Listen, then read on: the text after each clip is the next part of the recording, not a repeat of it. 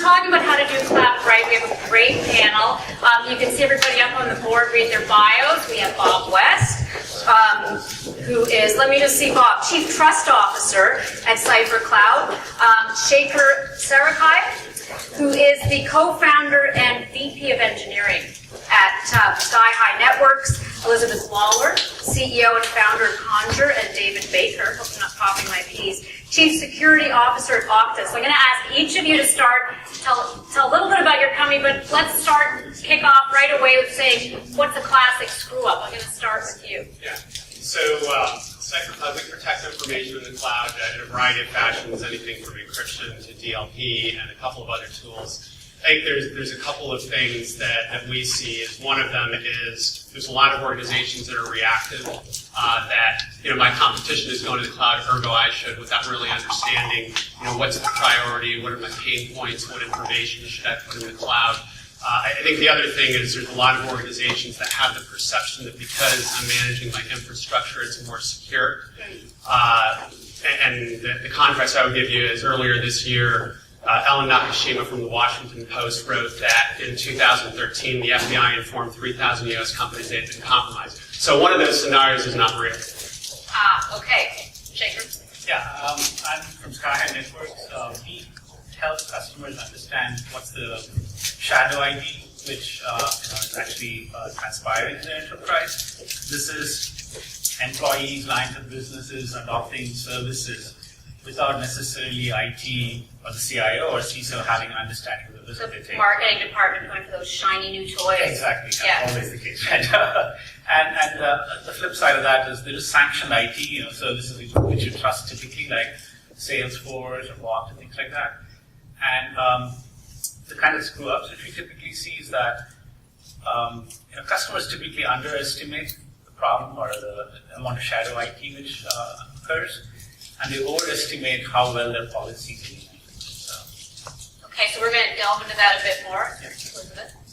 At Conjure, we manage, secure, audit, and monitor modern infrastructure. So if you're working with DevOps or highly automated workflows for provisioning and managing cloud infrastructure, that's basically we replay. Our thesis is that your DevOps team is your new security team. They're managing access to your cloud infrastructure pretty much directly, and that's a huge gap. I think Gus mentioned there's the crunchy exterior and the gooey interior, and the gooey interior is your DevOps. Okay. Okta, we are the market leader in identity as a service. So we do identity access management, we do provisioning, deprovisioning, multi-factor authentication, all from the cloud. And I'll turn it around just a little bit because I agree with sort of the aspects that they just mentioned. But as a service provider, big mistakes that I see, too much access. So you have your DevOps teams, you have your developers, you have everyone with their hands in production, and that's always what leads to breaches. Okay.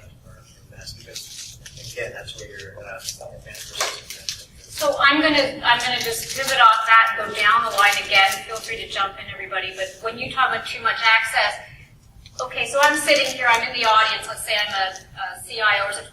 How do I decide who gets access to what? Give me some nuggets as to how to do it right. There are people who need to manage the service. So in our case, it's the virtual systems that the DevOps team. There are the people who write the code. They should not interrupt within the same production area. Developers will need to... Doesn't that interrupt your workflow? No, so there is, you have to have really a process in place. Code gets developed, it gets QA'd, it gets handed off to your DevOps to deploy. And so you have to have a very, very good process in place so that you have the minimal amount of people touching in production. So the hint there is to have really, really good development practice, have a really good life cycle between who does the development, who does the deployment, and where security can be checked all along the way. So Elizabeth, I want to, if you have customers in your office, what sort of nuggets would you give them in terms of advice, especially pivoting back to what you say the mistakes are, other than buy my product, which is always good advice. Right.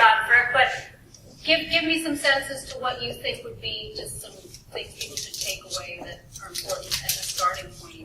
Well, I think, ripping on to what you said, David, code is the essentially the new privileged user inside of these infrastructures. And so the application of separation of duties, least privileged design, has to kind of happen from the beginning. It needs to be part of the culture. It needs to be part of the organizational process. The notion that you're going to be doing continuous delivery means you're going to be doing continuous security delivery and security development. And that sort of quality process is really important. And when you're looking around at vendors or you're looking around at people to do business with, seeing that they have a culture of that is incredibly important. I'm interested a lot, let me go to the advice. I'm interested also in vendors in terms of what the red flags are, because there's a lot of vendors out there. Give me some sense in terms of some of the advice that you give.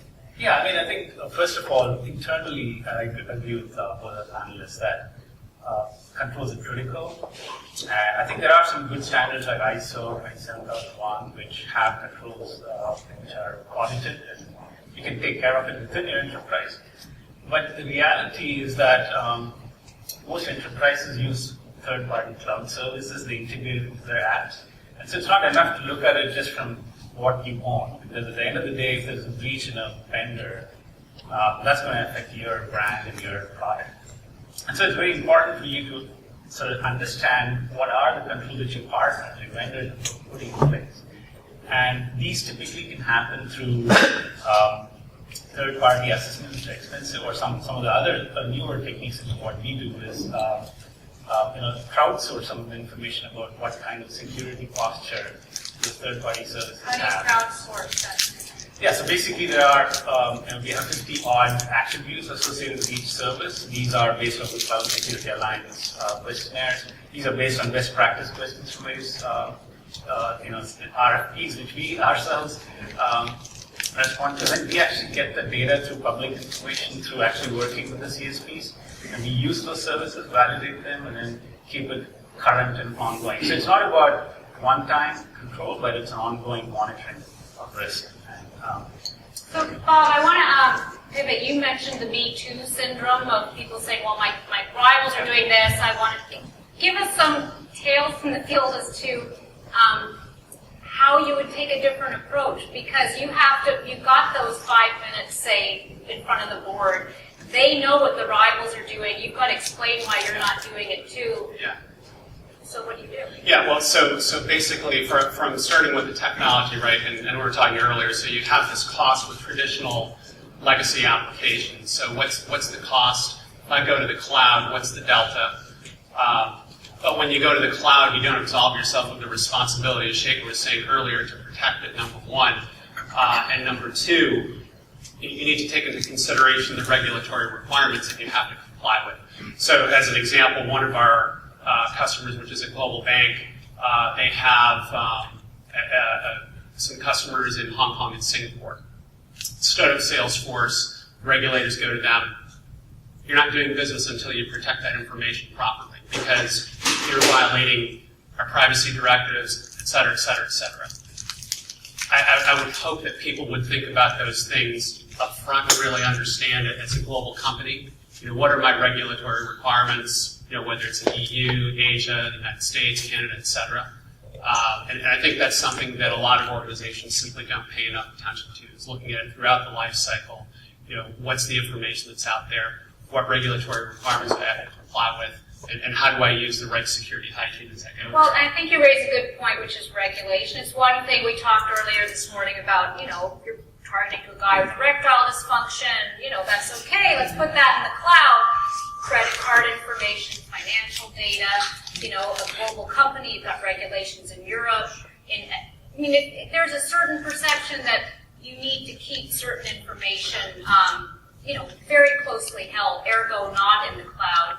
Are you seeing things, for example, do you see a lot of banks putting information in the cloud that maybe was unheard of? Yeah, absolutely. Yeah, and I would take it to the extreme case where we have a large financial services customer that puts M&A information in Salesforce. And when you think Is that stupid? No, I don't think so. I think the key thing is how are you protecting that information? So as an example, if I'm encrypting that information, I hold on to the encryption keys. Number one, anyone who tries to seal it without the encryption keys is not going to get much. I agree. Yeah. We work with some insurance companies who initially are very centered on deploying everything on-prem, and then they actually use Salesforce to store consumer data, their customer data, which has PHI, And being able to encrypt it and protect it in the cloud, I think that's Yeah, and the key thing building on what Shaker is saying is, whether it's in the cloud or otherwise, is protecting it consistently, and again, using the right security hygiene. So if I hear like Salesforce, for example, and you've got companies here that maybe aren't as much household names, how do you compete against the big guys? Is it a situation like, if you're going to go to the cloud, nobody ever got fired for hiring IBM, GE, Bloomberg, whatever, but who is this new guy, and how do I know this new guy is going to be around 2 years from now? Maybe they did get fired, but so how do you... So that's the thing that's great about cloud, because it is very disruptive. You see large incumbents like a Microsoft or Oracle, and they're being disrupted. Salesforce is being disrupted right now because you have best-of-breed solutions coming in that focus on that thing that you need to fill in the hole that you don't have anywhere else, and you can't get it from this big vertical cloud company that has a bunch of different other stuff in it. So, boom, that's where you can leverage best-of-breed cloud companies that can come in and solve that problem.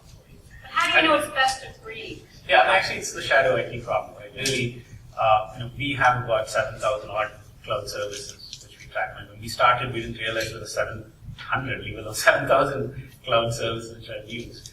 And typically, as an example, we distribute them in different categories. Let's take cloud storage, right? There's like 300 cloud storage services. There are 300 cloud storage services. And how do I pick? I mean, I don't exactly. have time. My brain hurts. I've got 300. How do I decide? Yeah, so we first look at how many are being used by the enterprise. Let's say there's 35. And then you look at the risk based on some of the attributes I mentioned. There's some which are enterprise ready. They support SAML. They support encryption at rest. They are hosted in countries which are friendly to privacy, things like that. So you look at all of that, understand the risk, and it all is about, it boils down to risk management, right? So if you see 30 cloud storage services in use, you look at which ones are being really used for business and which ones are lower risk based on the inherent characteristics, and then educate their employees to try and leverage the services which they sanction, which are typically low risk enterprise. I think you can ask the vendor to provide some transparency around, access management and infrastructure. I mean, that's the black box in most So what would be organizations. the questions? If I was a vendor coming in, what would be your key questions? Can I pen test your service? I get that all the time. Sure, absolutely. I love Does it. everybody say yes? Oh, no, I say yes. I let Why my would I customers pen test my service. Why? Because they're pen testing for me. Okay. It's great. What other questions would you?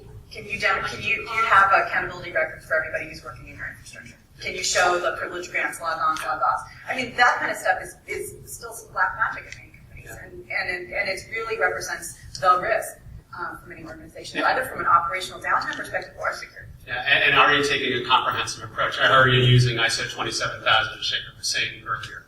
Because at the end of the day, you have to take everything from governance to configuring settings into account, right? So we're talking big public screw up. And we've just had, earlier on, Gus put a bunch of names on the board. Those were, let's say Target, for example. I don't believe that was a cloud system that was breached. That was internal. So where are the big public screw-ups? What would be your fear? If you were sitting in the audience, what do you think is the underappreciated threat, even from the front lines? You're back from the front. Comrades, tell us, what's next? As Gus mentioned as well, I think insider threat and insiders sending out data with IP loss and things is a huge problem. Because typically customers have been focused Emailing it to their Gmail account? Email, uploading it to file sharing services, anonymous FTP sites, things like that. And the challenge is that a lot of the industry has been focusing on inbound malware, scanning and things like that, and not looking for signals in traffic that is leaving the enterprise as well. And I think the problem is, even if you take the Target example, the data is encrypted end-to-end. And increasingly, as Gus also pointed out, data is going to be encrypted end-to-end for privacy reasons, which means that your traditional products, where you terminate SSL, scan documents and stuff, will fail because it's all encrypted. And so you need to look for, machine learning techniques. How do you spot an outlier when it's somebody internal who emails things all the time? I'll give you a couple Give me of an examples. example, Right? yeah. So we work with some financial institutions which allow Twitter for some users. So we baseline what's the average number of tweets for a user. And one fine day we found and typically it was 2,000 tweets a day was about the max. One fine day we find a user who's tweeted out 300,000 tweets. It turned out that user was actually using Twitter to exfiltrate data 140 bytes at a time. It's possible the window is open, take a That seems file. like a really stupid way to steal But information it from was going on everybody. because the window is open. Oh, All the okay. others, Who's going to suspect Twitter, right? It's your, Who reads Twitter then? Right. I'll give you another example, right? YouTube was allowed another enterprise, Right. where they could upload, videos and stuff like that. Our anomaly detection flagged the users who uploaded videos to YouTube because the videos they uploaded were exactly the same size. And we know based on how video is encoded that it's very, very unusual. And they actually looked into it and they found that people, this was an APT attack, which is padding data into a video which is getting uploaded. So it doesn't matter how it does matter, but it's not that we are helping figure out how the malware or the APT attack was treated, but we are able to detect what's going out the cloud, especially trusted cloud. That's where, trust is a very subjective term. Yeah. When you trust a cloud service, it's a question of where you draw the boundaries, and you verify the data which is going out to those cloud services, are legit or not. Do you have any YouTube, Twitter stories? Give me any other sort of tales to what would be an unlikely but possible way that you've seen that could lead to a big public screw up? Because I think that is the fear everybody has, and I do think it is the internal bad actor that we all know is harder to control than the Russian more hacker. likely the gullible. The gullible. The HR person who clicks on the Excel file, RSA. Everyone knows it's a problem that was Right. place. So the problem for enterprise, I think, is that the insider is no longer within your enterprise. Yeah. Because if I'm using, in our analysis, we find that almost all enterprises use 1,500 services. That means I have a transitive trust on all these third-party cloud service providers and their employees. The user is no longer the endpoint. Security, it's your actual API, because I have Strava connected to my Facebook, connected to Instagram, and all these types of things. And you're absolutely it. It's the API now, isn't it? Yeah. It's really the endpoint. Yeah, and building on that, I would argue that, even the notion of there's an inside versus an outside was arcane 15 years ago, much less now. Yeah. And really understanding, so what are people doing? Where is my information? So, yeah, I also think that there's the traditional applications that I use. So if you understand, is someone downloading a bunch of sales contacts, or are there files that are being shared in Box that's at a volume that's not normal? They're just really understanding that it's something unusual. So how unusual is it? And if it's that bad, what can I do about it? So go ahead. And architecting your system so that you can shut them down, as fast as possible when you see these types of events happening. And that requires a tremendous amount of automation abilities. So if I have a finite budget and if I have to allocate resources very sparingly, give me a sense of, first of all, where is the money going, for each of you and your businesses, any sort of interesting trends to kind of help people make decisions. And then second, what do you think we are underinvesting in? So I'm going to start with you. Yeah. I say the general trend is people are spending money where they have pain points. So it could be I'm spending a whole lot. I would give you a great example. Back before electricity in the early 2000s when I was working at Bank One, we spent about $100 million implementing the SQL systems. Right? It took 2 years, and you have this ongoing recurring cost that's going on. So I could identify in my application portfolio where am I spending the most money, right? And where can I get the most bang for the buck where I can save money in the bottom line and redirect it to the top line.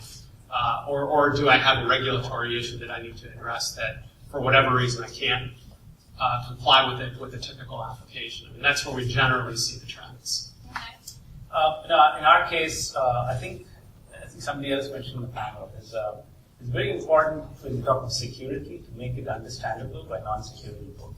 And especially in the context of cloud and target and other things, the board is very interested in what's happening and are they susceptible to some attacks. It's surprising, I'm not surprised, I should say, it's gratifying that in our case, at least in my experience, at least we these are security risk kind of concepts, but distilled to a manner where people can digest it, right? So saying things like you're using 1,500 services, 35 of them are high risk because they're hosted in China or wherever, or they've had breaches in the last year. And being able to do that on a repeated basis, where you say, for example, that today, just based on data, we see that all enterprises, at any point in time, are using at least 30 services which have been breached over the last 6 months. That's huge. In terms of transitivity to what does it mean for me to be exposed, right? It's being able to first distill it down to something concrete like that and then have corrective action taken is very critical. So I think that's a big area where I see customers looking for easy to consume visibility into risk. And the second part is really, take some of this understanding shadow IT and leverage it rather than say block it, right? That's been. How do you leverage your shadow IT? Yeah, so that's really basically look at what's the minimum viable trust I should be able to take, I can live with for a kind of service. If it's storage, I may be willing to live with using the service with certain characteristics, maybe 10-fetch data address and things like that. And so being able to look at it by category, like CRM is a good example, with Salesforce. There are a number of customers of ours who look at, I want to use it, but there's jurisdictional boundaries where I want to encrypt data within my jurisdiction before I upload it, things like that. Right? So being able to take the next level of analysis so that you can say, these services, I want to be able to take some corrective action. So again, going back to the minimum viable trust.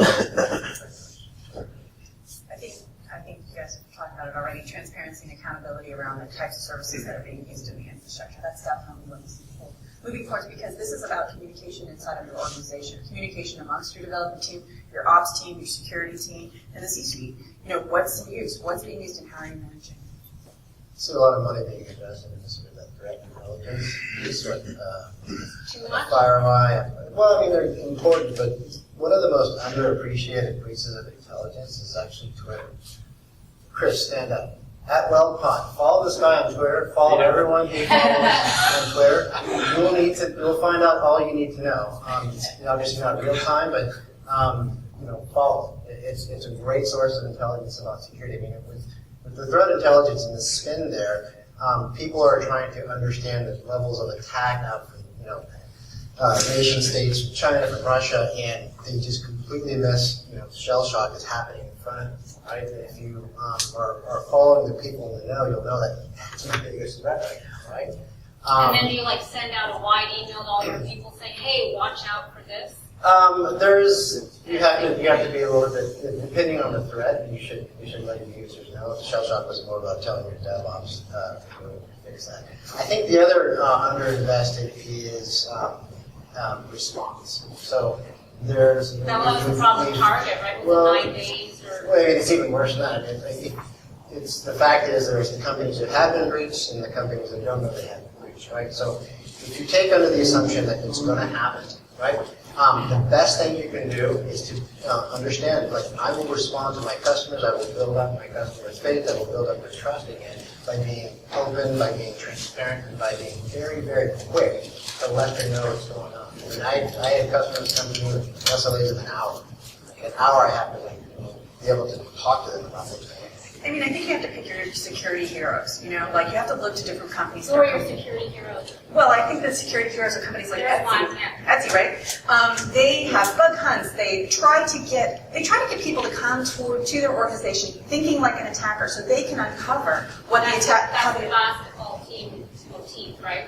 Make it feel like they're competing. Yeah, exactly. And I think it's good to set up a sort of a model for that, where you're not only kind of looking internally to think what should be my security posture, but trying to get people who are thinking outside the box, working on improving your So security. I want to take the 30,000 foot view again and go back to the decision making point where I'm deciding, which cloud services I'm interested in. And, maybe I'm a naive CTO and I'm thinking, if you're that good, Salesforce would buy you, or somebody else will acquire you, and that will be my filter. They'll present a suite of services to me.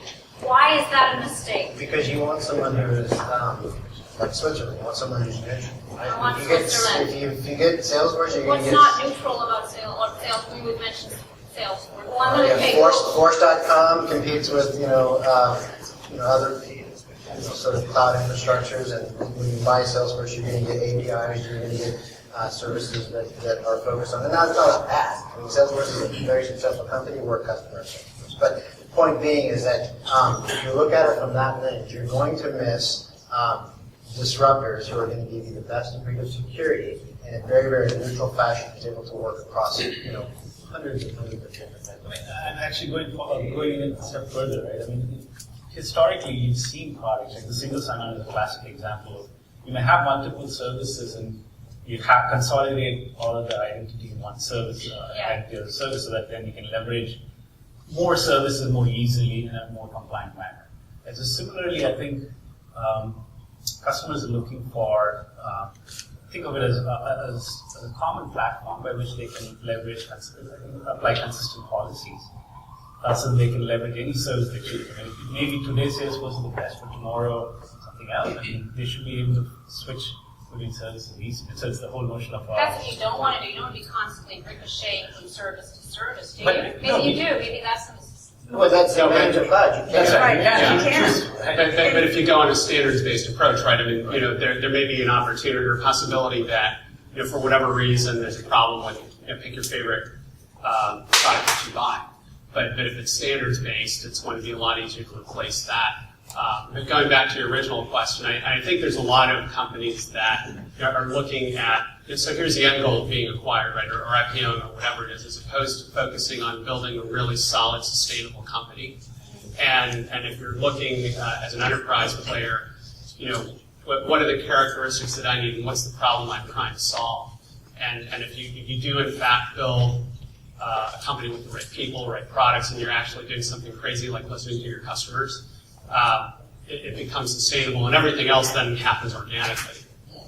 I want to talk a little bit about what customers are telling you right now, some of the intriguing questions. I do think that the opportunity here is to look around the corner as to what you're keeping your eye on. It may not be an actual sort of instruction, but since we're always looking at the threat environment, I'm going to start with you. What are you learning from Twitter feeds and such that sort of is intriguing that you're keeping your eye on that maybe we should be thinking about as the news that I'll be breaking? Yeah, I mean, I think it really is around encryption, and so the encryption piece is actually solved, right? The AS256 better, but it's the key management aspect of it. So again, I need you to bring up, what do you mean by that, the management of encryption? Like what would be, give me a word scenario that's going to play out. So example is, I have data, I'm a service, I have data, I'm going to keep that data for you, that's part of the service. I get some data, you get some service.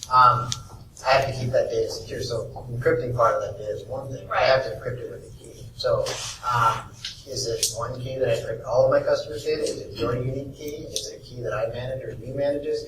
And all of those different aspects can introduce a series of complexities to that service. So there's a lot of interesting things about doing that, privacy, managing those keys, having those keys yourself, which seems to be a solution that people are trying to tackle, and it's a hard solution to tackle. Key management is very, very hard.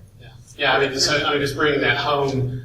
So when you leave your home in the morning, right? I mean, you lock your door, but you don't leave the key in the lock. It's probably not a good thing.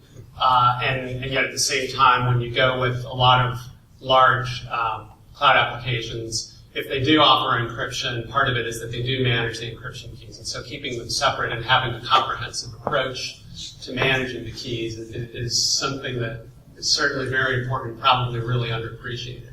Key proliferation in dynamic infrastructure is like a huge problem because it's basically you're working at the speed of light to distribute things.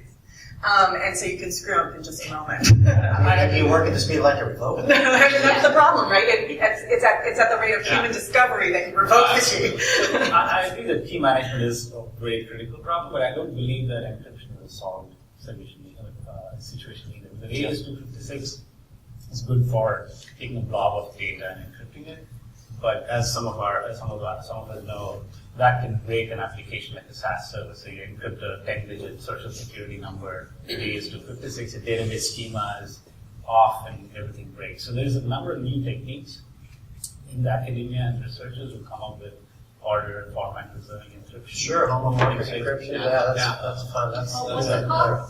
homomorphic encryption. Homomorphic encryption, okay. I want to ask a little bit, I know we're in the, who's at Snowden, what's Snowden, but I do remember that there was a period where even being a US-based company was not necessarily a good thing, because if you went to Europe, for example, they might have the impression that, we were somehow freer with our data and handing it over to certain people. Are we past that? I mean, we talk a lot about China and Russia. These are global companies. What is the advantage or disadvantage of being U.S.-based or maybe based in many places? Right. I mean, based on some of the data we looked at for both European customers and the US, I think I should say I'm pleasantly surprised that even though the Europeans talk that they don't want to use the US service, they end up using equally the same number of services or more. So that was just rhetoric? I think they have all the We all agree Cathartic. at first, the governments are all going to try to Right, as much right. of each other's data as possible. Let's just all agree that that's happening. Yes. But the regulatory differences, do they actually make, is it something that perhaps even as cloud companies, do you appreciate sufficiently? Do your customers Oh, yeah. appreciate You have it? to- Because we're dealing with very different rules. You have to So- take so- your so yes and maybe. Yes, and maybe. Yeah, so I mean, I think one of the really good examples right now is the U.S. is taking the position that they can subpoena information from Microsoft's data center in Ireland, right? Right. And the Ireland, reason, go Ireland. yeah, that's right, yeah. But the reason that Microsoft built that data center there to begin with is so that their customers could comply with the EU privacy directive. So now you have this position that the United States is taking right or wrong, And you depending on think your it's perspective. wrong, right? I would argue that if it's in Ireland and it's containing European citizen information, I don't think that the U.S. has the right perspective. That being said, it's going to change, and you have things like Russia that has passed their law, which was supposed to take effect in 2016, but now it's being accelerated to next year. Or if you're collecting information on Russian citizens, you have to have that infrastructure within Russian borders. So you have this really That will really complex. help the Russian economy yet again. Yeah, indeed, Okay. yeah. Anything else that you think? So I'm going to, before we do our round robin of final vignettes, I want each of you, because again, we're talking about Screwup, give me sort of what a horror story in your mind, since we've seen so many, that you think is going to be more common or as likely, given where you see some of the gaps in a lot of, whether it's the customers or just what you're reading in terms of intelligence. Is it, we talk a lot about credit card data, and we get that. We get that, and I don't feel personally as an individual that threatened by it, because I can call my credit card company and say, hey, I didn't buy those things down the road, or they know that. What are some of the horror stories you think to come?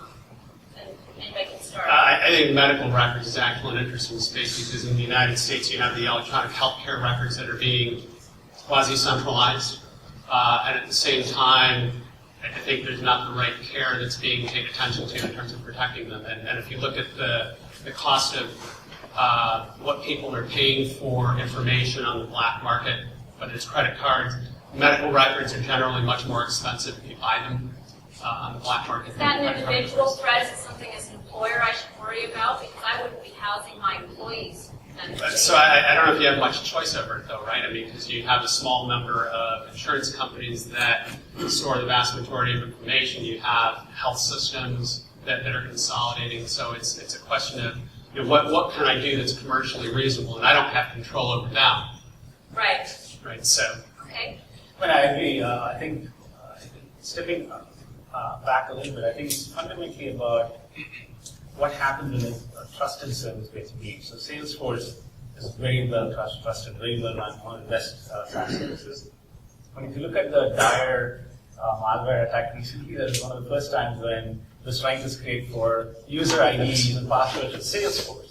That tells you that the bad guys are looking at those other outside of their enterprise perimeter sources for getting intelligence and data. So it's very important for you, again, I think if you ask what will be the next big thing, it will be a third-party service which you trust is compromised or in some way is leaking out information which you thought. Would that be bad for the cloud It could overall? be. Or I people will think- say, oh my gosh, even It they do depends. rotate It Salesforce. depends. I mean, Evernote was compromised, their cloud service. They're actually in the enterprise. They were very quick to respond. They were very open. They're very transparent. They fixed the hole, and people trust them. So even they more. demonstrated Absolutely. basically their risk management. Absolutely. And I think that's been the trend overall. I mean, if you looked at some of the major breaches of databases and things like that, I mean, companies are much more forthcoming about how the breach, how the attack occurred, how it was being remediated, and what actions was being taken. And I think that by demonstrating that, it's providing more assurance for cloud. Okay. I think Internet of Things is a very interesting slogan. So You have- connected So devices. think about Googlebot Nest. You have this Nest thing that sits in your house that talks back to Google, and they've Starts already hyperheating they've your already house. well, I mean, they've already just demonstrated Making some your hardware smart hacking on the Nest, and it's still very tentative right now. But in probably like 5 or 6 years, there might be some very interesting things that are Right. have some data in your house about what you're doing. Like when you come home, when you leave, That's right. and I know you're on Yeah, vacation yeah, now. you're looking chilly. But I worry about the connected car. You wouldn't want that to be hacked. Yeah, Charlie But, and Chris did some very interesting work there. So I want to do the quick. It can be a haiku. It can be a piece of advice. What would be the takeaway for this crowd that you want in terms of how to do cloud right and avoiding that public screw up?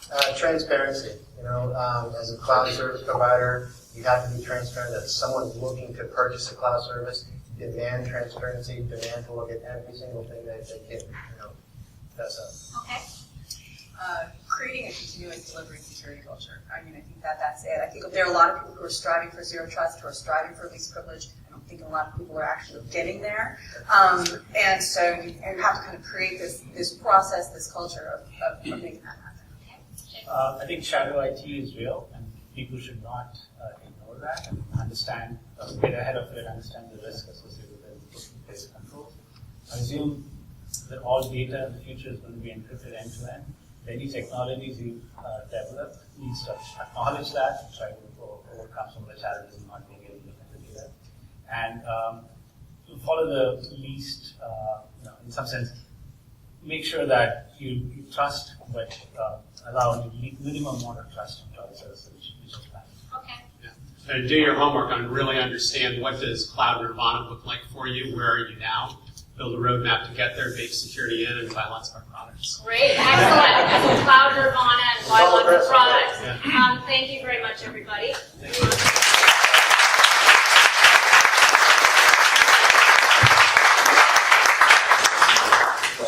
you.